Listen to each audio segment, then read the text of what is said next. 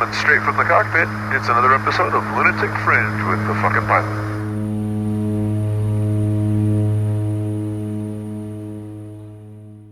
Ready, set, go.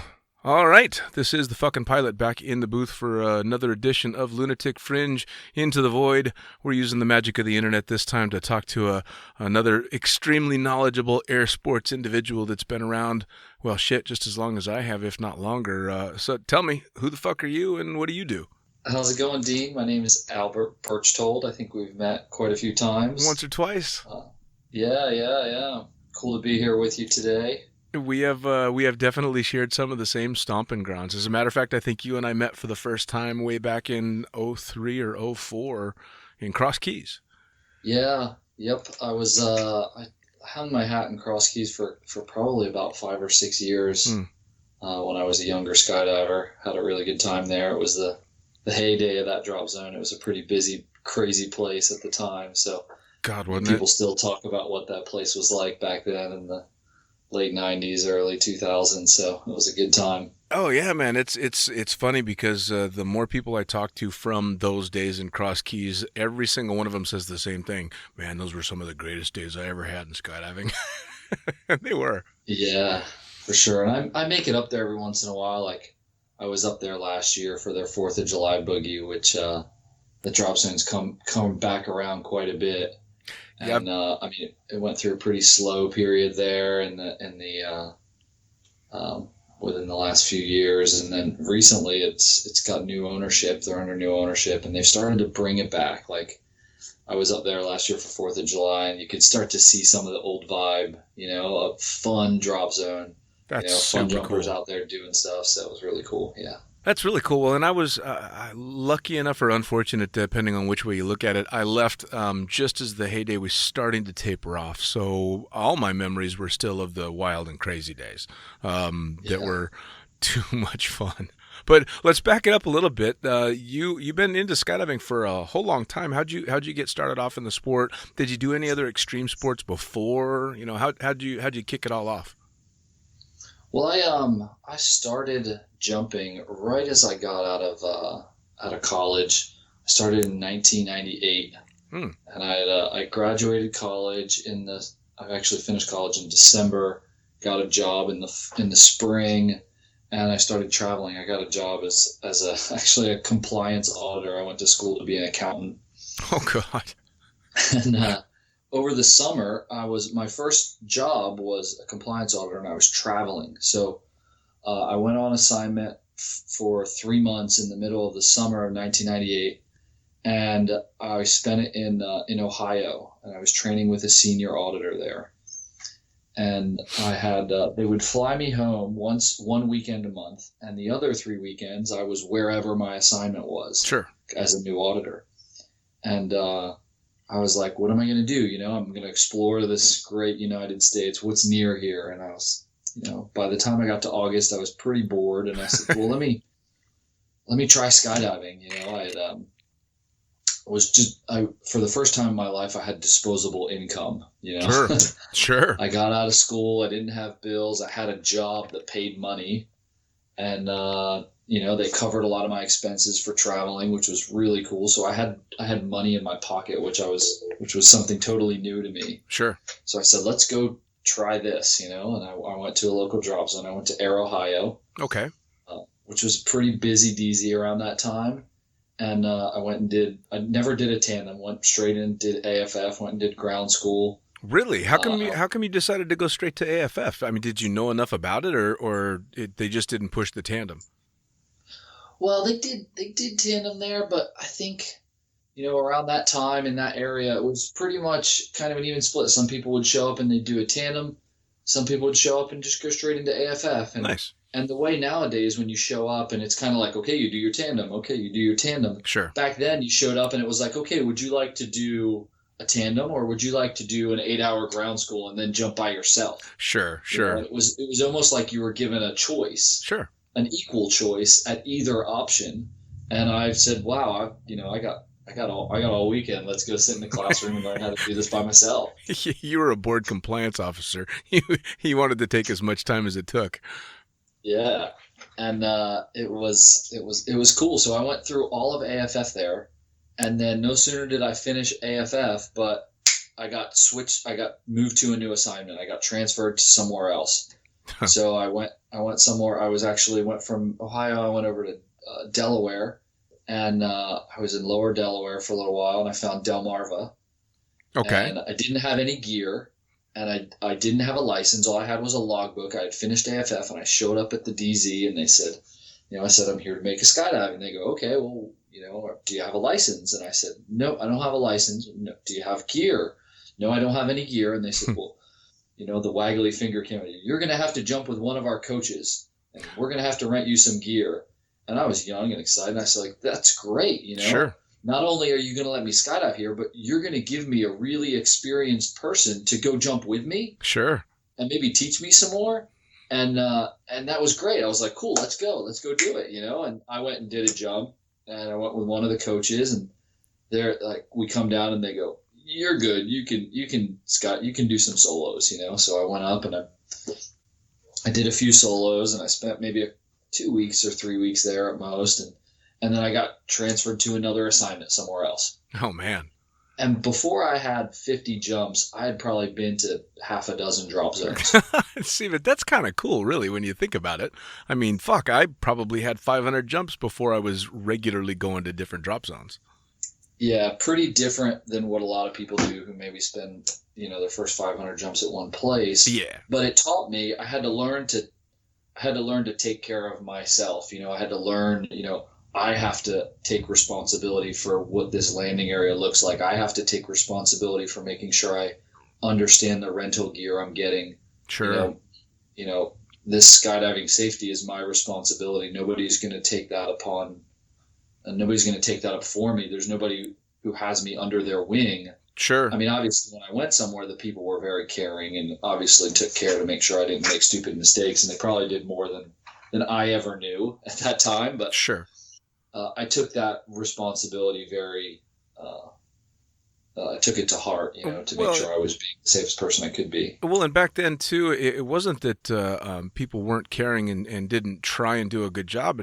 But the training was not to the level, to any degree that it is now. And the knowledge, in modern equipment and how to work with people has expanded so much since you and I started. So it's a kind of rare to be the one that actually, especially at low jump numbers like that, took the initiative. So that's very cool.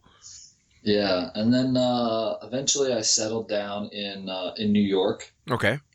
And I took a job with one of our clients there, and I lived in Manhattan for a while, and that was pretty awesome. Sure. I traveled that's when I set up, Cross Keys is basically my home. I parked my car outside the city, and every Friday I'd take the train out of the city, I'd hop in the car, I'd shoot down the turnpike, and I'd spend my weekends at the drop zone, sure, at Cross Keys. Oh, and we had an old family trailer.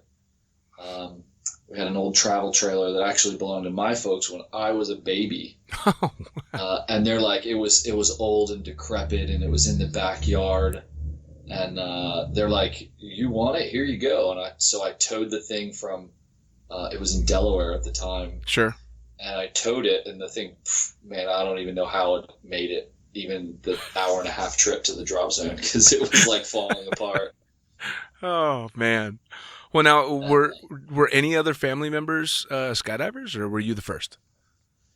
I was the first, yeah. And actually, I grew up in Vineland, New Jersey, which is about 30 minutes from Cross Keys, and I never knew there was actually an airport or drop zone there. We were never really into air sports. Sure. That's funny. The closest thing to sporting. We were pretty athletic myself, and I have a sister who's 5 years older than me. And, I was a swimmer in high school. She was a swimmer. She played soccer. We both rode bicycles. She raced quite a bit. And so we were pretty active through our younger years, but never really, I wouldn't say extreme sport enthusiasts. Oh, fair enough. That was the same for me. I was born and raised in the Bay Area. Sacramento specifically, and Okay. Skydance in Davis, has been there since I was just a kid, and I had no clue it was there until I left Cross Keys and went back home and was like, all right, I need a drop zone to work at, and found out, holy shit, there's one in my backyard. Yeah. Funny as Yeah. that. So you end up in It's like a Cross whole Keys. different world. Oh, totally, and you never knew it was there. But you Yeah. end up in Cross Keys. You got the broken down old trailer, which is probably still there with somebody living in it, I'll bet. Yeah, they actually when they changed ownership, the new owners ended up getting into a thing with the city, and a lot of the trailers that were there had been there quite a bit, and they ended up pulling all of them out. Oh, back So like the maxi pad across the parking lot. yeah, that stuff's all gone now. Oh wow, man, a lot of Yeah. crazy memories from those days. I mean, it Oh, was a small city. It was a small city in the woods, yes, it was. Yes, it was. Yeah. I have a lot of memories. Well, I have a lot of faded memories of of that stuff. Oh, Yeah, so I mean, I lived in that trailer right behind you for a little. My trailer was parked right behind that one you were living in across the parking lot for a while. yeah, yeah, that's the one I got busted out by John because I was squatting in that thing because I had my 17-foot pop-up trailer that I'd driven out from Nevada and ended up parked next to that big old gray one that John had that was empty, and it was beautiful. It had Yeah. an air conditioner, it had a big bed and all this stuff, and nobody was in it. So I thought, well, fuck. All right, I'm gonna move in there, and I got away with it for a long time until John O'Gordon and Steven Jackson decided to set the stairs on fire when John Eddowes. I remember that. You remember that? They set the Yeah. goddamn stairs on fire, and John Eddowes is like, well, who's in there? And then I come walking out the door, and Eddowes is like, you're going to need to talk to me tomorrow. Like, motherfucker. Yep, I got busted out because they set the stairs of the trailer on fire. Oh. So what year would it have been that you started out in Cross Keys? Probably around 2000, 2001, maybe. Okay, so you were there a few years before me, for sure. Yeah, I guess so. I don't remember exactly when you got there. It was around the same time. Yeah, 2003, 2004 was the beginnings for me. Right around the same time as Paul Rafferty was Gotcha. my time frame. Yeah. So That was right around when I went full time there. So yeah, how'd that come spent- about? I spent a couple years. I spent probably three years or so living in the city, living in New York, and it got to the point where all week all I did was dream about the weekend to go skydiving, and all I did all weekend while I was skydiving was dread going back to work on Monday. So eventually, I just said, I'm not gonna do it anymore, and I walked in one day and I just quit my job. And I Oh, quit the job I had in New York, really good paying job, and I just said, hey, I'm not gonna do it anymore, and I packed up. I got rid of my apartment in the city, and I moved into my trailer, and what I did was the one of the weekend warriors at the DZ. what did the family think of that? Well, they're pretty. My family's pretty awesome. They're accepting of what I want to do. My dad always kind of, he's a very structured person, and he likes the idea of having a job and a path and Sure. career, and the idea that you just throw something away and go live in a trailer.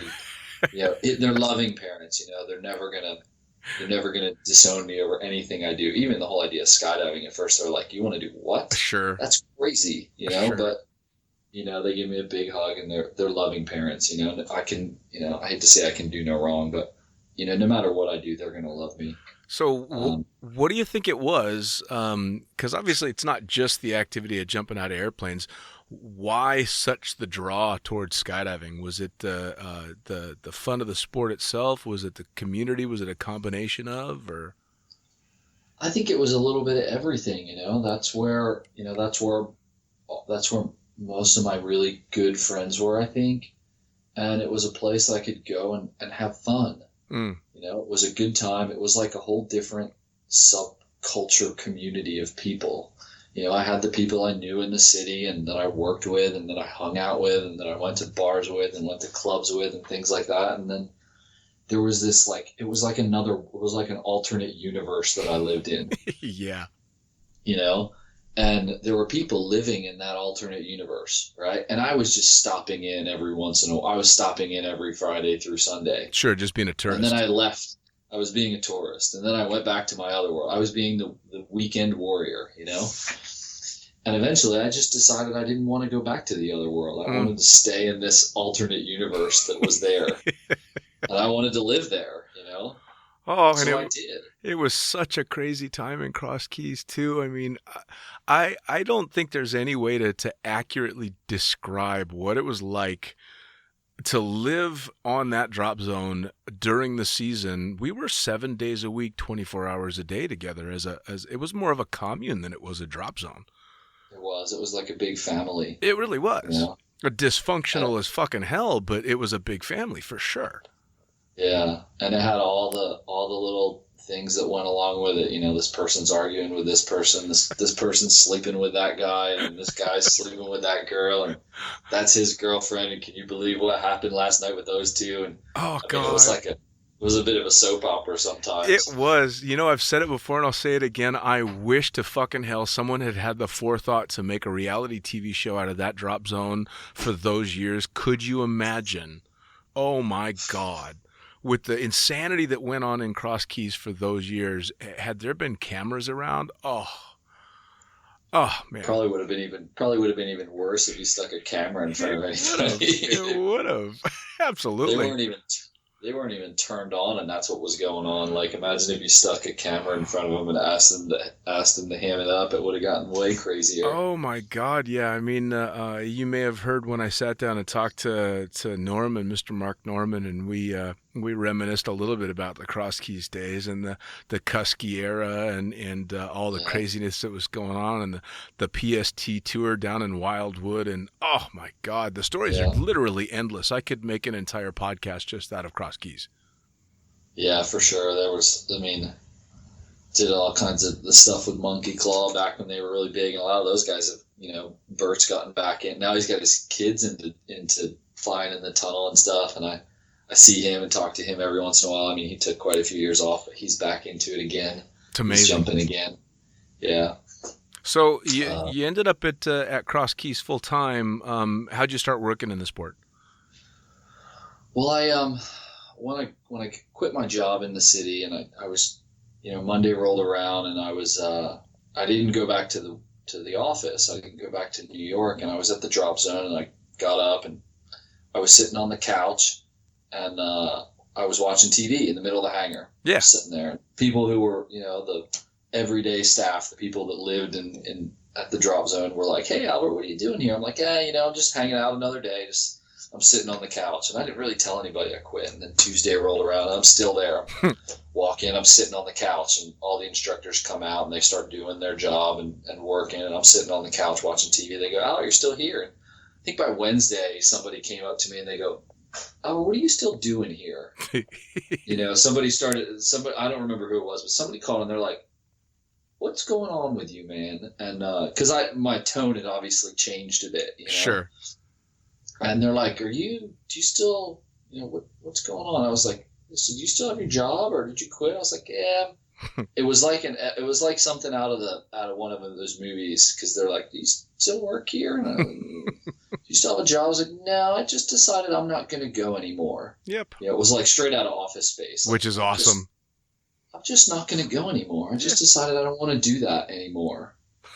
And they're like, and then you see like these smirks and smiles start coming out of people going, "All right, well, we see what you're up to, you know?" Yep. Welcome to the club. And then, welcome to the club, you know, welcome to the alternate universe. And Mary Farwell came up to me after a few days. Mary Farwell came up to me, and she was running the gear store there, it was Square 3 at the time, you know, part of the Square family. Square 1, Square 2 out in Eloy, and Square 3 was in Cross Keys. And that shop is no longer there at this point, but she was running that shop, and she came over and she said, "Hey, I'm going to have to take some personal time out of the store, and I need somebody to help out and run the store with, you know, be kind of an assistant manager type thing. Somebody who can run the register, somebody who can measure people for gear. Sure. Somebody who I can trust to, you know, be able to count the register at the end of the day and lock the place up. And, are you interested? And I said, yeah, that sounds like something cool to do. Sure. I've got the accounting background. I can count the register. I'm trustworthy. I can help out with that. That sounds like fun. I'll do that. And she said, okay, come on by and fill out an application. It's we got to have you do an application and all this stuff and paperwork. And so I went in, I filled it all out. For me, it wasn't necessarily a career move at the time. It was just something to do to pass the time while I was at the DZ. Sure. And she came back the next day, and I was sitting on the couch again watching, The Price is Right. I love watching The Price is Right. So 11 o'clock when I rolled out of bed, and I got up to watch The Price is Right. And she came over and said, hey, Albert, she sat down with me, and she said, I'm really sorry. She said, I can't hire you.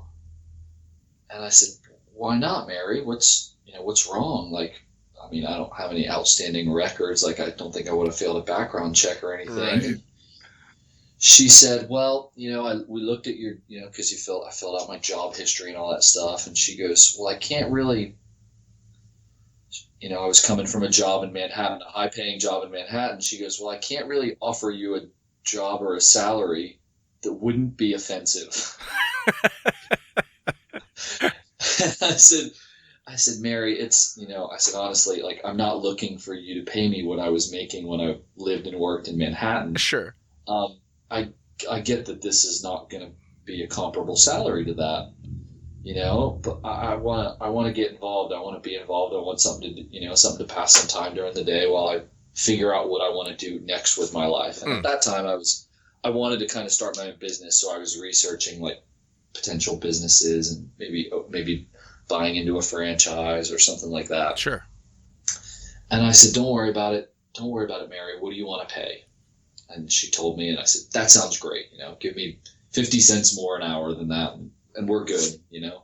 She goes, okay. So I started working there, and I learned everything about gear. I learned about rigs. I learned how to measure. I met all the people in the industry. Because I was not only dealing with the customers who were coming in who needed to rent gear or tandem students that were buying T-shirts, but I met all the people in the industry because it got to the point where I was actually communicating with the manufacturers, helping with rig orders and canopy orders and all that stuff. Sure. And I spent, I think, just shy of 2 years in that store with her. And it was great. It was a good time. I enjoyed spending my time at the DZ, got to skydive quite a bit during the weekdays and stuff. I was obviously busy on the weekends. Sure. In the shop, but I got to jump during the week, and she was an awesome person to work for, and she was very flexible with, letting me out of the store here and there to go make a skydive. She got it. She was a jumper, of course. So, absolutely. She knows you can't pin somebody in the store all day long, but after about Go ahead. After about 2 years there, the folks from PD gave me a call. They had been up at the drop zone, and they did the tour stuff, and they had been up there, and I met Cola and Isaiah when they were up at Cross Keys for a tour stop, and they called me up one winter and said, hey, we're looking for somebody to do a contract tour over the summer. That was 2006. Okay. The company, PD, was going to run 3 tours. They were going to have one on the West Coast, one on the East Coast, and then Isaiah was going to handle all the big events and fly out of Florida for that. So it was a big year for PD doing tour stuff. And they said, we want to hire you for, I think it was like 5-month contract job to tour around the Northeast United States. Wow. Because I knew all the drop zones up there. Sure. I had traveled, like when I was young, I traveled to a lot of them, right? I'd been to the ranch. I had been to Cross Keys. I'd been to Delmarva. I'd been to Orange. Like my previous 2 jobs previous and my traveling had brought me to all those DZs Sure. when I had less than 50 skydives. So I kind of knew where they all were. And they said, well, we want to hire you to do this. And I said, well, that sounds really cool, well, what happens after 5 months when the summer's over? They go, well, that's the job. It's a 5-month job. That's it. Right. And I said, so you want me to leave what I'm doing now to do a 5-month gig with you? And then I have nothing, right? I've got no plan at that point. And Isaiah said, "Yep, that's what we're asking for." And but if you're doing a good job and some other opportunity arises in the next 5 months for maybe a full-time position, then if you're doing a good job, maybe that would be a fit, but no guarantees. Sure. And I said, well, I was at a point in my life where I'd clearly been jumping out of secure jobs and into the abyss of unknown. So I did it again, and I let Mary know. I said, hey, I've had a wonderful time here, but I'm going to try something new out. Sure. And I did. And I ended up spending that summer of '06 traveling around in a Class A RV to all the drop zones in the Northeast. I based out of Cross Keys during the week. I lived in Cross Keys, and then every weekend I went to a different drop zone with 40 canopies in the RV. And I learned so much that summer about skydiving and about parachutes. And I actually went to PD for 2 weeks for training, where I learned all about the company and all about the products and the services that PD offers. And then they shipped me out on the road, and it was a trial by fire. Oh, I bet. I mean, come on, that's you're thrown into the deep end just going to one new drop zone, let alone making a business out of going to new drop zones. I mean, holy shit. Yeah. So about 2 months into that tour, I got a phone call from Isaiah and from his boss, who was Rob at the time, who was the marketing manager. And they said, well, we got good news. You're doing a great job on the road. We're getting wonderful feedback from all the drop zones you're going to and the people you're interacting with. And we've got a full-time job available that we'd like to offer you. I said, well, that sounds great. What is it? And it was a dealer relations position that had been newly created at PD, and it was in the marketing department, and it was to help develop the dealership program at PD. And I said, well, that sounds great. Maybe I can move to Florida in October when I'm done my tour, and I can start then. And they said, well, yeah, but we don't really want to have the job sit open, so we want you to start it right now. And I said, well, it's the middle of the summer, and I'm in the middle of a tour. Like, you don't want me to call and cancel all these tour stops, do you? And they said, no, you can't do that. That wouldn't be a good thing either. So you can just start doing the job from the road. Oh, Jesus God. And I said, well, how am I gonna tour and then also learn this new job and start liaising with dealers while living in a trailer? Right. And they said, well, you'll figure it out. And I did. It was about July at that point, and I started, and that's when I realized how little I actually knew. After spending all that time, I realized how little I actually knew about this industry.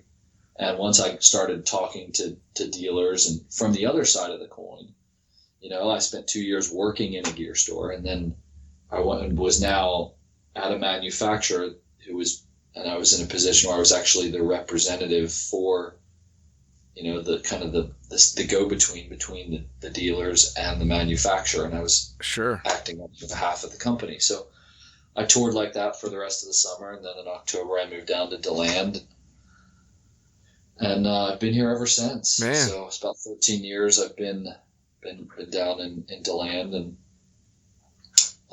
got a house, and spent about a year here.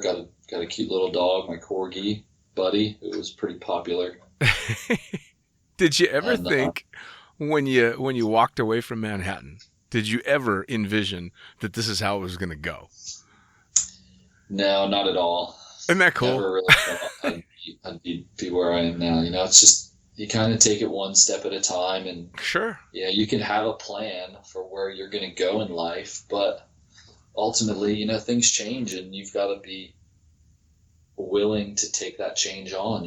Sometimes it's a little bit of a leap of faith sometimes, going, this is what I want to do, and this is where I want to be. And, there's a bit of unknown there, and it's scary sometimes, giving up the comfort of knowing what's going on in my life to take a leap of faith into something unknown. But that's really how we make changes, right? Well, and you kind of also did the same thing in regard to your activity in the sport itself. I mean, you ended up going hardcore into canopy piloting and swooping. Was that primarily because you were working with PD? No, I was kind of drawn to canopy piloting when I was up at Cross Keys. I started, watching the staff there, guys like Danny Kuhn and Rob Stanley and Mark Norman and those guys, and I was watching them, swoop canopies, and I was like, man, that's really cool. That looks like a lot of fun. It's fast. And I made some stupid mistakes along the way. I remember I bashed into the bank of that pond at Cross Keys. I actually have a memory of you for an off landing, and I bet I don't even get 10 words into this story. It was an off landing in the neighborhood that I think it was just to the south of the drop zone, and a pony brick wall. You remember that? Yeah. That was on my first velocity. Yep. I was jumping a velocity 111, and we were landing off. It was an off landing. We were off to the north of the airport, and there's a housing development there, which is now that area is very built up. But it was only partially built up then. And I have it all on camera because I was wearing my old camera helmet. It was a video on for whatever reason. But I was landing, and I'm coming in. I'm looking for a spot to land, and there's this gigantic field off to my left. Yep. And, anybody who has any sense about them would have gone, that's a great, nice, open landing area. That's where I'm going to put my parachute. But right. I was young and dumb, and I said, well, that's not where I'm going. I am going to swoop the shit out of that guy's front yard right over there. Yep. So I went into the housing. Instead of going for the nice, big, clear, open field, I went into the housing development, and I was like, oh, check that one out.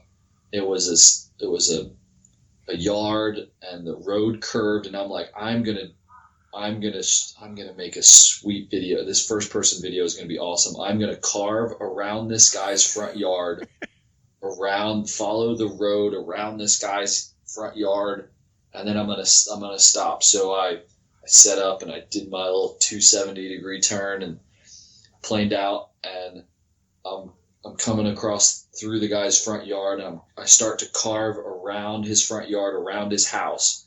And as I come around the corner of the house, all of a sudden I see this gigantic brick planter in the middle of the grass. And of course, I didn't see that when I was setting up. Sure. I come around the corner, and there's this gigantic fucking brick planter, and this isn't like just some little thing. It's probably about 8 feet in diameter, and it's about 3 feet tall. Yep. And by the time I come around the corner and I see it, I'm like, there's no juice left in the parachute. I got nothing. So I try and move around it, but I fucking whacked right into it. Yep. And I knocked I hit both of my shins into it, and then I flipped over it, and I landed on the sidewalk in front of this guy's house. I was like, fuck, that hurt, Yeah. And I get up and I dust myself off, and some pickup truck comes around the corner, and he's like, hey, can I give you a ride back to the DZ? So I'm like, I kind of shake my head off, shake it off a little bit, and I'm like, yeah, that'd be great, So I get up and I start walking to the back of the truck. My legs are hurting, and I hop in, I slowly climb into the back of this guy's pickup truck, and I sit down in the truck, and I look down, and my socks, I was wearing a full free fly suit, an old Dakine suit that I had. Yeah. And I looked down at my socks, and my socks, which were white when I got on the plane, are now red. Yep. They're completely red with blood. They're soaked in blood.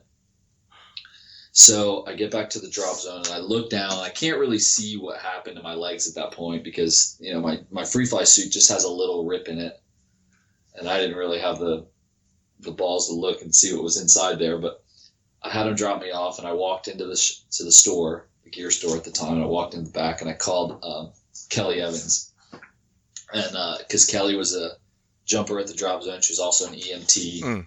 So I called her and I said, hey, can you come over to the store? And she goes, what happened? Because she could hear the trembling in my voice. Sure. She goes, what happened? I said, can you come over to the store? So she came over to the store. and she looks and she's like, "Oh, geez." I was like, "Well, whatever you just." I was like, "Can you get somebody?" Like, 'cause she was an EMT. I said, "Can you call somebody to come over?" But don't have them put lights on. Don't have like, I don't want a big fiasco here. I don't want the news showing up, putting a bunch of negative spin on the sport, because there was every time, it seemed like every time somebody got hurt at the DZ, there were 5 helicopters flying over the drop zone wanting to know what happened. For and sure. I didn't want negative publicity at the drop zone surrounded around my injury and my stupidity. So I said, just, can you just have the ambulance pull up out back with the lights off and maybe some, and she looks at it and she's like, Jesus. So I had split open both of my shins, probably about 5 or 6 inches on either one. Yep. They were open, wide open, straight up and down the bone. And you could see my leg bones. Yep. You're like, wow, look at that. There's the bone just hanging out there. Yep. I ended up I had to go in for surgery, and the one had a splinter fracture in it, so they had to clean up a bunch of bone and stuff. But after that, they put a bunch of my friendly comedians at the drop zone put a small tree. They planted a tree in a small like paper planter. They built this thing that looked like a planter, and it went by the boarding area, and it was like a constant reminder. And I think they wrote like Albert's planter or something, or Albert's tree. Yeah.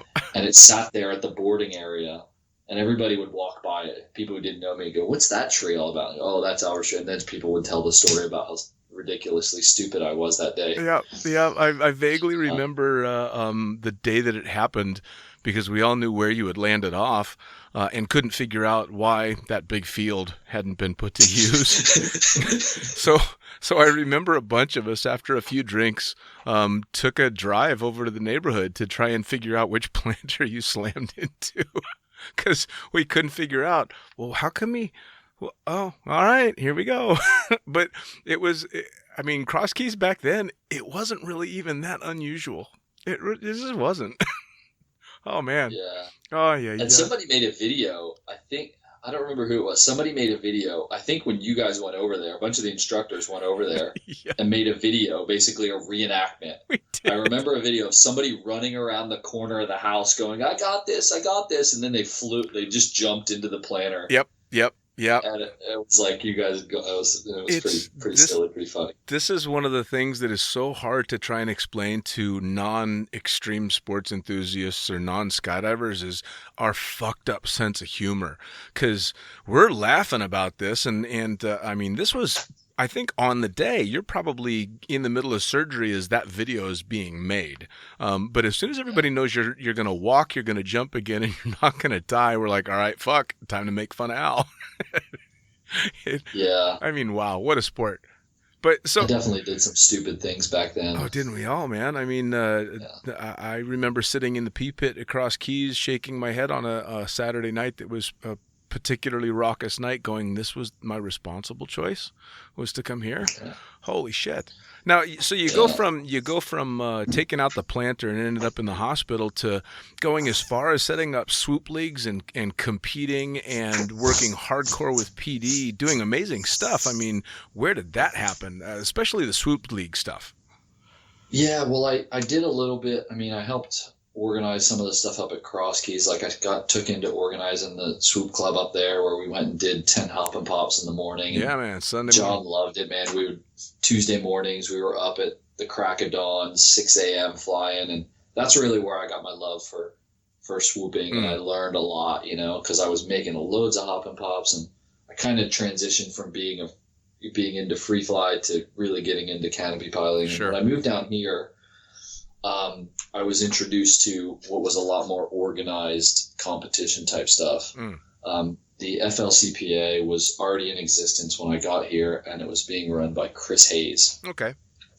Chris Hayes and Justin Thornton had started the FLCPA years before, and a couple years before, they started about 2003.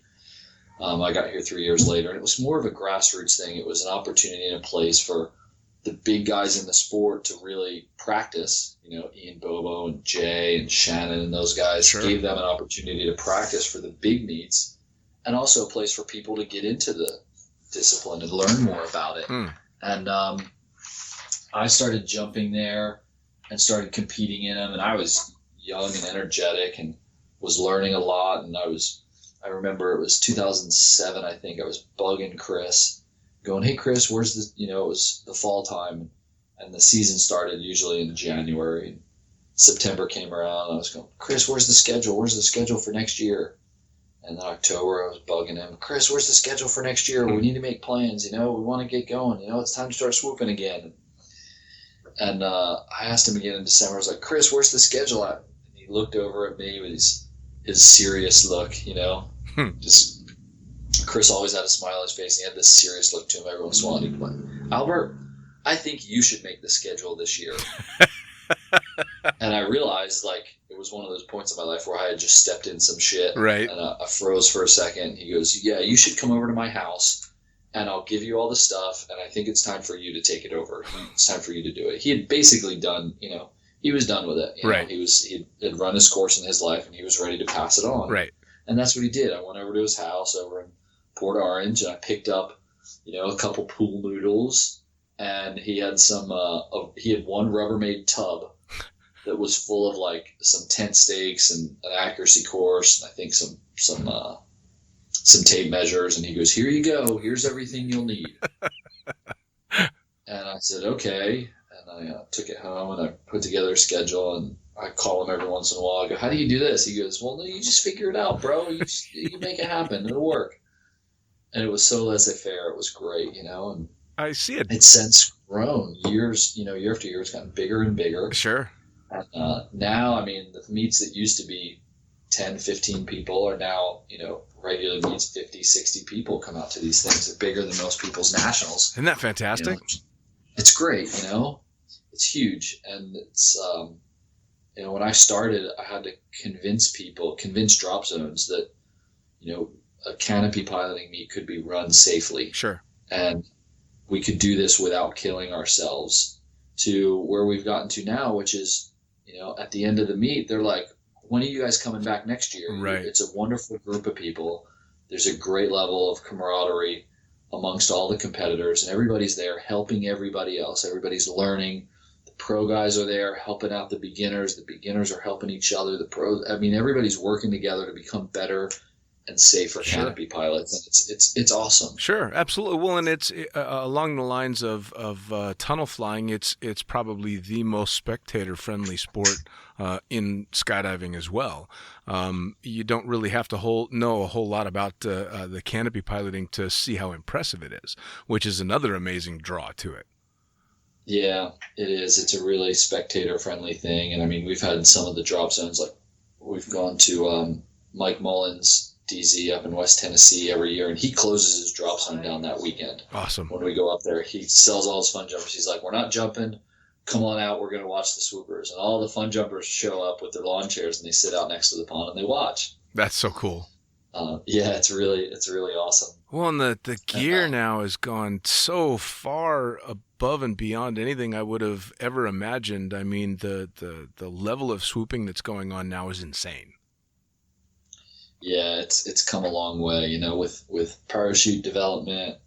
Canopies have gotten faster and faster and faster, and now this year, within the last couple of years, we've started to see people jumping with the mutant harness, things like that. Sure. Reduced drag, reclining seated positions in the harness, and that stuff that's kind of the next big change. The PD Factory team is now, Ian Bobo's been jumping the prototype one for quite a few years now, and this year is the first year that the full team has gotten onto them, and they're starting to really train on them and practice with them. So I'm sure at some point we'll see them. Sure. Well, and I had a chance to meets. Had a chance to talk to Pablo Hernandez and Brian and the boys from Europe, and they were talking about having to go through the training course for that, but the amazing differences that they could see just almost on a cursory level. The harness turns in, the controllability and the reduction of drag to get these insane swoops in. I can't even imagine.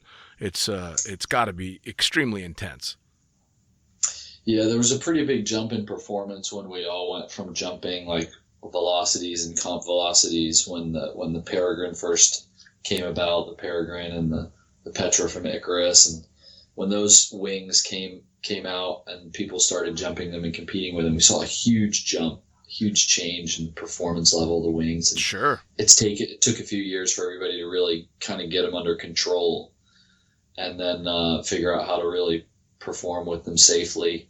And now, they're a lot more commonplace in the competitions at the high levels. Yeah, for sure. Well, it's kind of funny because I still jump my velocity, and it's I still, for me personally, mentally, a velocity is still like the newest, hottest thing. It's always been such a badass canopy, and I jokingly said this to the other guys when I was talking to them. I'll routinely do my lazy little 270 swoop on my 96. And it's at a level that a dozen years ago would have been a world record. And now nobody even bats an eye, which is so funny. Now it's just whatever, he just did a little swoop. But 10 years ago, it would have been, holy shit, did you see what he just did? So the level has gone through the roof so quickly. The technology is, how much... it's got to be so much R&D companies like PD are putting into these insane wings. There is, and it happens over years and years and years. So a lot of the things that we will learn on developing one design, like some of the stuff that was learned developing the Pulse years ago, are things that, we take a little tidbit of this or that and we'll put it into one of these newer wings. And then some of the stuff we'll learn on one of these newer wings, newer development. Like, we've still continued to build Peregrine style prototypes. There's an ongoing project in our engineering department that is continuing to tweak that design and see if we can do some things that can make it better, and with every one of those we build, sometimes they're better, sometimes they're worse. Sure. But typically they're just different, they'll fly a little bit different. It won't just necessarily be, it's just leaps and bounds better than the prior one. It's just a little different. Some people may prefer it. Some of the test jumpers may prefer that new prototype. Some of them may go, doesn't really suit my flying style quite as well, but they're all a little bit different. So everything we learned there, some of that stuff we'll use in development of some of the other products that we're working on. Well, and sure, and you develop in both directions as well. I know the sexy prototypes are all the super fast stuff that's coming out, but the low pack volume reserves, that was enormous when that came out. How long have they been out now? Yeah, the Optimum was 2006, I think, somewhere in that neighborhood, right around when I started at PD. That was an amazing breakthrough because you and I were coming up in the same time when you weren't a sexy, badass skydiver unless you had these itty-bitty little rigs. But what that meant for guys like you and me that were, pushing 200 pounds out the door, if not more, is you're jumping a 106 or a 113 reserve when really it's not a great idea. So the low pack volume stuff was a huge breakthrough. Yeah, the ability to, depending on which side of the coin you were on, some people looked at it and said, wow, I can get a tinier rig. Right. And a lot of other people looked at it, like myself, and said, wow, I can get a bigger reserve and keep the same container. Yeah, that's how I thought about it for sure. When I switched to the low pack volume, it was intentionally to get off the teeny little reserve because there's just no room for error. Yeah. The year they came out, I probably spent, I think I probably put 100 to 150 jumps on Optimum reserves. Wow. Myself, the ones that were set up as mains. Because we actually, that summer touring, I spent probably half the time with one of the demo reserves in my main tray. Oh, wow. Jumping it, just learning how they flew. And I really got to enjoy that canopy and what it could do. It wasn't, as much as the PD Reserve is an awesome wing, it's not quite as exciting to fly as an Optimum. The Optimum is it's a much more efficient, much more fun wing to fly, much more intuitive to fly. It doesn't feel like the old square boxy 7-cell. Sure. It's a much more modern design, flies way better, and a lot more intuitive to fly. So very cool. Somebody who hasn't spent any time on a reserve, and then they they have to go from jumping their Sabre 2 to jumping an Optimum, it's not going to seem like as much of a shock to try and figure out how to just steer this thing to a landing area. Sure, which is important. I mean, that's a big deal. Yeah. Now, it is. I know outside of just product development, PD also puts a whole lot into training as well. And you guys started kind of the gold standard training system. Tell me a little bit about that. Which For Which canopy one? for canopy training for flying, like Flight 1 type of stuff. Gotcha. Well, the a lot of the original stuff that started with that was way back, even before I got here. Was the guys at Freedom of Flight, when some of the folks who worked in the R&D department at PD started developing a lot of that stuff, and then eventually that went on to become Flight 1, and Ian and the guys from the PD factory team, Ian and Shannon and Jay and them, basically they were winning competitions, and they were doing all the crazy stuff they were doing as PD factory team members, and then they got into doing more training, Sure, more coaching, and they developed that into more of a standardized curriculum. So the foundations of that stuff came through PD, and then the team took it and developed it a bit, and developed it further, and now they've gone on to they do sport training, and they do military training and all that kind of good stuff. sure. Well, and I mean the training itself obviously is invaluable. That's kind of one of the things that for the younger jumpers, as guys like you and I were coming up, there wasn't anybody to really teach us. We weren't being given the knowledge unless you were lucky enough to have a kick-ass mentor with you, and a lot of people didn't. Yeah, I mean, it was a little bit. I mean, when I started, I guess I got some canopy coaching along the way, but it wasn't quite as structured as stuff as what's available to people now, and I think that's helped our sport. Sure. If you look at the higher performance wings, some of the wings that people are now considering to be beginner, intermediate style wings are stuff that before was considered an expert wing. Oh God, yes. I mean, shit. When I started on my first ever jump on my own canopy was a PD 210, and I thought I was a badass when I was a 190. And yeah, that was my first wing too, PD 210. Yeah. I mean, it did the trick for sure, and it was a good way to learn. But yeah, I mean, God, when you stepped up to the oh my God, he's on a Sabre, what a badass, And now there's student programs that start out with wings like that. Yep, yeah, the guys up at Skydive Chicago, they're big on the Sabre and Spaceland as well. They're big on the Sabre 2, student straight into from student and on. And that wing, while a lot of people view it as a beginner style wing, I mean, we view it more as an intermediate. It's not really a beginner wing. At a light loading, it's reasonable. Sure.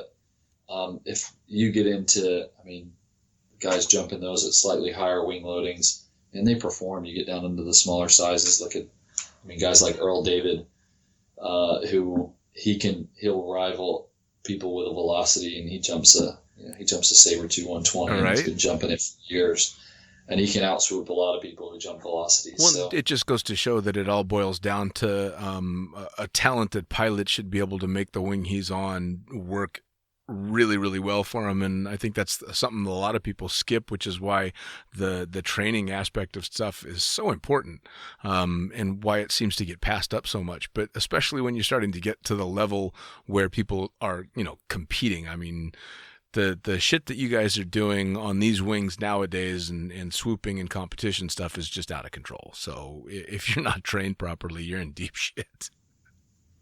Yeah. There's all different folks that are out at the meets, and it's funny to see the dynamic. It's its own little subculture within skydiving.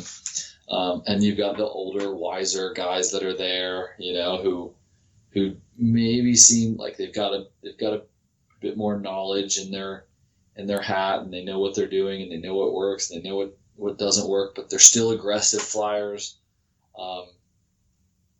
Guys like Ian Bobo is a really good example of that. Like he flies hard, he pushes it, but he doesn't look like he's out of control by any means. Sure. And when he does skip off the water, it's controlled. Sure. And then you've got the younger guys who charge really hard and they're going big, and they, every once in a while they nail the water really hard, and it's a good thing there's a pond there, because if it wasn't there, they'd probably be hurt. Yeah. There's no doubt. Everybody learns at their own pace, and there is no doubt about that.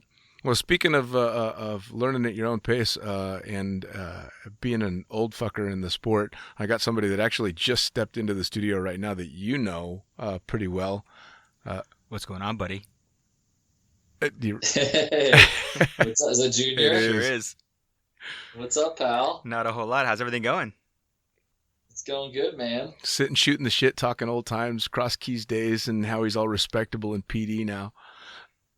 No, I mean, he's come a long way. I think all three of us have. I mean, I remember Albert when you first started swooping, and it's been a long time. And then running all those FLCPA meets for so long, man, it's definitely made a mark on the industry. No doubt. Yeah, me and Junior used to do meets back when you were in Georgia. We used to come out to the FLCPA meets and compete, and it was always fun because you never came out to all of them. You just show up like here or there, and it was crazy because everybody, we'd be doing all season, and then we'd show up at the meet at the farm, and Junior would come out and go, well, I'm going to compete at this one, and he'd show up, and then he'd like beat everybody. Then he'd go, all the new kids who have been to all these meets, they go, well, who's this guy? How did he just beat all of us? Like, I've been coming to all season. I've been coming to these meets, and now Junior shows up and like whoops everybody's ass. Little fucker. It's that low center of gravity he's got. He's like Danny Kuhn. It's something about these short little fuckers that are just they're just roundish in just the right place, and they haul ass under canopy. Well, everybody's got their own style. Yeah, we got to keep it on their toes. Is that it? Yeah. Oh man. Well, so you're long time established with PD. You've been working strong with them for a really long time. Obviously now long time in the sport. What comes next? I don't know. I mean, I've been here at PD for about 13 years, and I took over as the marketing manager about 2 years ago. So it's a really cool place, and it's constantly evolving. It's constantly developing. It's constantly changing. So, I mean, I don't really necessarily see myself doing what I did 13, 14 years ago and just going, I think I'm going to move to Oregon now, Right. No more. I think I've kind of settled and set some roots here for sure. Well, and you've got kids now too. Yeah, I've got 2 kids. I've got a 1-year-old and a 2-year-old, so they're pretty awesome. Boys or girls? A girl. My girl will be, Annalise will be 3 in May, and Joseph will be 2 in September. Okay, so one of each. All right, that's cool. Yeah, awesome. Of each. They're about 15 months apart, so they're pretty cool. So they're kind of like my driving force in my personal life now. Are they going to be watch them? They're going to be drop zone kids? And they already are. We go to the DZ, like Emily works. She runs the packing mat here at Skydive DeLand. And she packs on the weekends, and sometimes we've got a bike with a big basket on the front, and I throw the kids in there. We go out to ride the bike out to the DZ, stop by the local park, and we go out there. And Annalise has already got packing mat etiquette. Like, she knows how to step over lines. It's awesome. So we're training her young, That's we were out there last weekend, and she was we go, hey, can you help mommy take this rig? And we handed her a rig by the leg straps. We go, okay, stretch this one out. And she grabs it by the leg straps and pulls it back. And so we're teaching her how to, hopefully we can have her packing my Valkyrie within a few years. Isn't that the goal of any parent in skydiving is to actually just create packers for themselves? Yeah, they go from packing weights to packers. I mean, don't overlook the fact of being a father. It's you want somebody that can pack for you. Let's be honest. For sure. I always had the running joke with my daughter. The first time she ever came to a drop zone, it was during that crazy time in Cross Keys, and she was only 7 at the time. And in the years following, people had asked me, would I want her to skydive? And she's since made a couple of jumps. And I've said it on the podcast before. People would ask, do you want her to skydive? And I said, sure, she can skydive as long as she doesn't have to go to a fucking drop zone to do it. Now, it'd be a different story with a son. So you got to that's going to be interesting as they get older, how you're going to balance that. One daughter and one son both being raised on the drop zone. Well, they've grown up. Everybody there knows them. They've kind of got free run of the DZ, and she's already said, like, she looks up and goes, "Look, skydivers! Look, parachutes! And look, planes!" And Joey's one points. He goes, "Plane, plane!" And they're known there. She's already said, "I want to skydive." Oh, already. She's only 3, and she's already into it. Oh, man. Well, we're gonna hold off on that. We're gonna hold off on that for a little bit. We're not gonna stick you in the tunnel yet either, because that'll get really expensive for us. Right. Yeah, it changes the whole soccer mom, soccer dad dynamic drastically when you're talking about tunnel time. Yeah, tunnel mom and tunnel dad. That's where shit gets real expensive. Oh man, for sure. Yeah. So, where do people go to find out not only about the old but the new stuff that PD's putting out? Where do they go to find out about canopy training? Where do they go to find out about the new harness, the Mutant, I believe it's called? Yep. Where are they going to go to check all this stuff out? The Mutant is a product of UPT, Okay. United Parachute Technology. So they've got info on their website about that if you want to learn more about that. Cool. If you want to follow along on what the PD Factory team is doing, you can check out their website. They're also pretty darn active on Facebook if you want to see like where they're training and what events they're going to and kind of what they're up to. They just did a big camp, and they've posted some photos and videos and stuff from that, and they'll continue to do that. So they're always doing cool stuff. So that's a great way to keep up with them. And on the PD side, we've stayed pretty active on social media over the last few years on showing some people what we're doing a little bit on the R&D side. We don't necessarily show everything, but a little bit here and there. We showed off some of the prototypes at PIA this past year, but a little bit here and there we leak out and let people see what we're doing. Obviously, everybody wants to know what's going on, Sure. what's happening, what's new, and it's constantly changing. I mean, that's one of the great things about, like, early in my life, I was going, and went into skydiving. I moved to Manhattan. I moved and changed where I was in order to get something that was new and exciting. And here, it seems like every day is a new and exciting thing. Isn't that cool? I wake up every morning and, like, I remember when I was in New York, I had to drag myself out of bed. And I still have to drag myself out of bed because, like, my daughter woke up last night at 4 a.m. because she had to go to the bathroom, and she came into our room. So I'm dreading getting up in the morning I'm having a tough time getting up for a totally different reason. But now, like, I want to get up and go to work. Sure. Like, I get to come to work. I have my office. I work with a great team here. The people in the marketing department are awesome. The people in the engineering department are great. And I get to talk to skydivers all day long about parachutes. Yeah. So it doesn't suck. and people say, well, don't you get tired of talking to people about canopies?